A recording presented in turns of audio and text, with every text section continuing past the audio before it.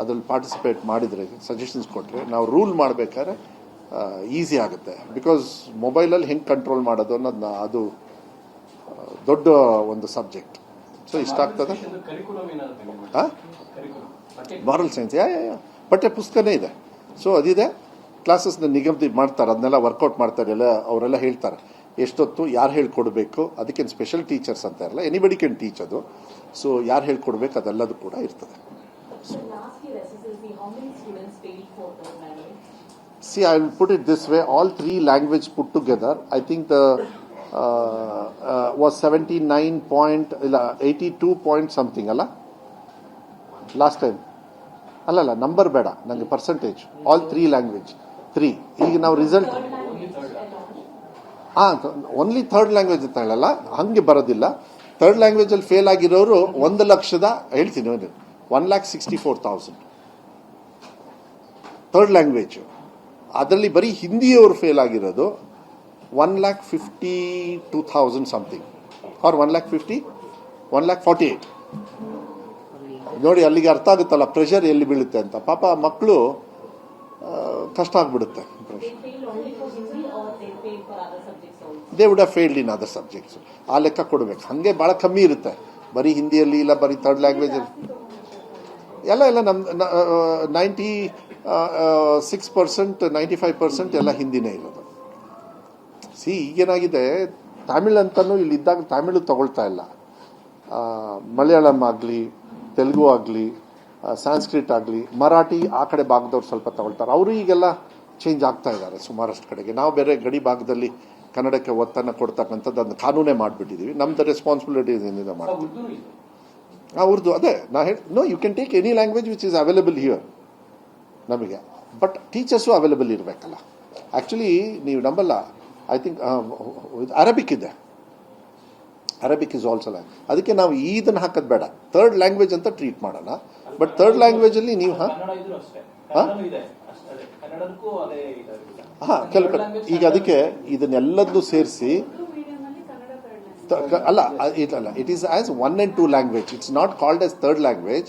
1 and 2 ಅಂತ ಹೇಳ್ತಾರೆ, ಯಾಕೆಂದರೆ ಇಂಗ್ಲೀಷ್ ಆ್ಯಂಡ್ ಕನ್ನಡ ಇರುತ್ತಲ್ಲಿ. ಸೊ ಅದಕ್ಕೆ ಭಾಳ ಸೆನ್ಸಿಟಿವ್. ಇಂಥದಕ್ಕೆಲ್ಲ ನಾವು ಒಂದು ಪಾಲಿಸಿ ತಂದುಬಿಟ್ರೆ ಇದೆಲ್ಲದು ಕೂಡ ಸರಿ ಆಗ್ತದೆ. ಪಾಲಿಸಿ ಯಾವಾಗ ಅದೇ ಈಗ ನಾವು ಆಯ್ತಲ್ಲ, ಇವಾಗ ಅಸೆಂಬ್ಲಿ ಮುಗಿದಿದೆ. ಪಾಲಿಸಿ ಅಂದರೆ ಕನ್ನಡನ ಹಿತದೃಷ್ಟಿಯಲ್ಲಿ ಇಟ್ಕೊಂಡು, ಮಕ್ಕಳ ಭವಿಷ್ಯನ ಇಟ್ಕೊಂಡು ಕನ್ನಡನ ಕಾಂಪ್ರಮೈಸ್ ಮಾಡೋದಕ್ಕೆ ಬರೋದೇ ಇಲ್ಲ. ಇವೆಲ್ಲವೂ ಸಮಸ್ಯೆಗಳು ಈಗ ನೀವೇನು ಹೇಳಿದ್ರಿ, ಇವೆಲ್ಲದೂ ಪ್ರಶ್ನೆ ಇಟ್ಟು ಒಂದು ಫ್ರೇಮ್ ವರ್ಕಲ್ಲಿ ತಗೊಂಡು ಬಂದು ವಿಧಾನಸೌಧದಲ್ಲೇ ಮಂಡನೆ ಮಾಡಿದರೆ ಒಳ್ಳೇದು ಅಂತ ಹೇಳಿ. ಯಾಕೆಂದರೆ ಈ ವರ್ಷ ಮುಗಿದೋಗ್ಬಿಡುತ್ತೆ. ನೆಕ್ಸ್ಟ್ ಅಕಾಡೆಮಿಕ್ ಇಯರಿಗೆ ನಾವು ಈ ಥರ ಕುತ್ಕೊಂಡು ಮಾತಾಡಬಾರ್ದು, ಈ ಪ್ರಶ್ನೆ ತಗೋಬಾರ್ದು, ಮಕ್ಕಳಿಗೆ ಒತ್ತಡ ಬರುತ್ತೆ. ಸೊ ಈಗೇನಾಗುತ್ತೆ, ಮಕ್ಕಳು ಈಗ ಸ್ವಲ್ಪ ಉದಾರ ಆದರು. ನಾನು ಓದ್ತೀನಿ but it doesn't reflect on my result ಅಂತ. ಬಿಕಾಸ್ ಒತ್ತಡ ಇದ್ದೇ ಇರುತ್ತೆ. ನೀವು ಆ್ಯಡ್ ಆನ್ ಮಾಡ್ತಾ ಹೋದರೆ ಒತ್ತಡ. ಎಷ್ಟೊಂದು ಸತಿ ಹೇಳ್ತಾರೆ PUC ಲ್ಯಾಂಗ್ವೇಜ್ ಬೇಕಾ ಅಂತಲೂ ಹೇಳ್ತಾರೆ. ಸೊ ಅದಕ್ಕೆ ಅದು ಬೇಡ.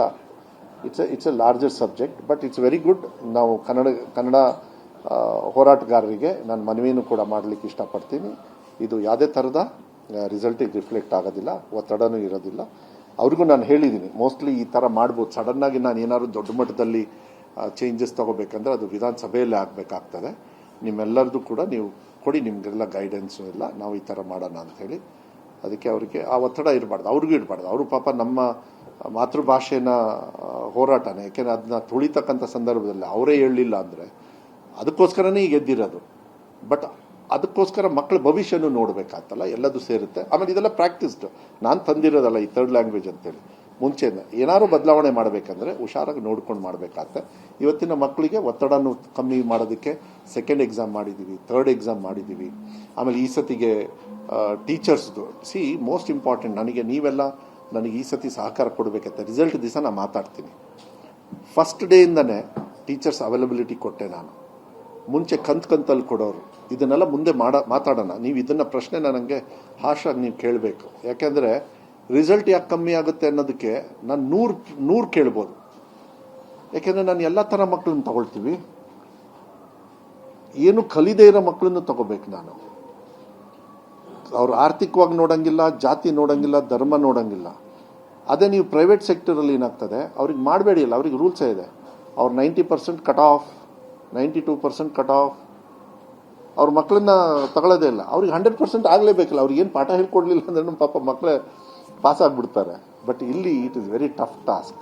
ನಮ್ಮ ಶಿಕ್ಷಕರು ಏನಿದಾರಲ್ಲ, ನಮ್ಮ ಇಲಾಖೆ ಇರ್ಬೋದು, ನಮ್ಮ ಶಿಕ್ಷಕರು ಟಫೆಸ್ಟ್ ಮಕ್ಕಳನ್ನ ತಗೊಂಡು ನಾವು ಮೇನ್ ಸ್ಟ್ರೀಮಿಗೆ ತರಬೇಕಂದ್ರೆ ಭಾಳ ದೊಡ್ಡ ಸಾಹಸ ಆಗುತ್ತೆ, with shortage of teachers also. ಅದಕ್ಕೆ ನಾನು ಹೋದ್ಸತಿ ಮಾನ್ಯ ಮುಖ್ಯಮಂತ್ರಿಗೆ ಮನವಿ ಮಾಡಿದ್ದು, ಸರ್ ಪರ್ಮನೆಂಟಾಗಿ ಕೊಡೋಕ್ಕಾಗಲ್ಲ, I can understand, at least guest ಟೀಚರ್ಸ್ನ ಫುಲ್ಲಾಗಿ ಕೊಟ್ಬಿಡಿ. ಮಕ್ಕಳು ಹೋದಾಗ ಟೀಚರ್ ಇದ್ದಾರೆ ಅಂತೇಳಿ ಬರ್ಬೇಕು, ಪಾಠ ಹೇಳ್ಕೊಡ್ತಾರೆ. ಆ ಕೆಲಸ ಆಗಿದ್ದಕ್ಕೆ ಈ ಸತಿ ರಿಸಲ್ಟ್ ನೋಡಿ ತುಂಬ ಚೆನ್ನಾಗಿರುತ್ತೆ. ಅಪ್ಪ ಹುಷಾರಾಗಿ ಕೇಳಪ್ಪ ನಿನ್ನ ಕ್ಲಾರಿಫಿಕೇಶನ್ನು. ಈ ಕನ್ನಡ ಈಗ ಉರ್ದು ಶಾಲೆಗಳ ಉರ್ದು ಇಂಗ್ಲಿಷ್ ಕನ್ನಡ ಕಲಿಸ್ತಿಲ್ಲ ಅಂದ್ರೆ ಥರ್ಡ್ ಲ್ಯಾಂಗ್ವೇಜ್ ಅವರು ಗಣನೆಗೆ ತಗೊಂಡಿಲ್ಲ ಅಂದ್ರೆ ಕನ್ನಡಕ್ಕೆ ಅನ್ಯಾಯ ಆಗುತ್ತೆ. ಹೌದು. ಅದಕ್ಕೆ ಯಾವ ಈಗ ಇದನ್ನೆಲ್ಲದೂ ಸೇರಿಸಿ ಈ ಸೆಂಟ್ರಲ್ ಗೌರ್ಮೆಂಟ್ ಇದೆಯಲ್ಲ, ಸೆಂಟ್ರಲ್ ಗೌರ್ಮೆಂಟ್ ಕೆಲವು ಸ್ಕೂಲ್ಸ್ ಇದೆ, ಅವ್ರು ನಮ್ಮ ಕಂಟ್ರೋಲ್ ಬರಲ್ಲ. ಕರ್ನಾಟಕದಲ್ಲಿ ಇದ್ರೂ ಕೂಡ ಅದು ಬರೋದಿಲ್ಲ, ಕೆಲವು ಸತಿ ಅದು ಇರ್ತದೆ. ಈಗ ಫಾರ್ ಎಕ್ಸಾಂಪಲ್ ಏನಾಗ್ತದೆ, I think he is from another state, ನಮ್ಮ ಕಮಿಷನರ್ ಅವರು ಇಲ್ಲಿ ಕರ್ನಾಟಕದ ಕೇಡರ್ ಆದ ತಕ್ಷಣ ಅವ್ರು ಕನ್ನಡ ಕಲಿತಾರೆ. ಈ ಥರ ಮಕ್ಕಳಿಗೆ ಯಾವ ಹಂತಕ್ಕೆ ತರ್ಬೋದು, ಬಿಕಾಸ್ ಅಡ್ಮಿನಿಸ್ಟ್ರೇಟಿವ್ ಭಾಷೆ ಇದ್ದಾಗ ಅವ್ರು ಕಲಿತಾರೆ. ಮೋಸ್ಟ್ಲಿ ನಮ್ಮ ಕನ್ನಡಿಗರು ಬೇರೆ ರಾಜ್ಯಕ್ಕೆ ಹೋದಾಗ ಅವ್ರು ಕನ್ನಡ ಕಲ್ತರು ಕೂಡ ಅಲ್ಲಿ ಯೂಸ್ ಮಾಡೋದು ಅವ್ರ ಲೈಫ್ ಲಾಂಗ್ ಬರೀ ಬೇರೆ ಭಾಷೆನೇ ಆಗ್ತದೆ. ಸೊ ಇದೆಲ್ಲದೂ ಕೂಡ ಲಾರ್ಜರಲ್ಲಿ ನೋಡಬೇಕಾಗತ್ತೆ ವೀರೇಶ್ ಅವರೇ.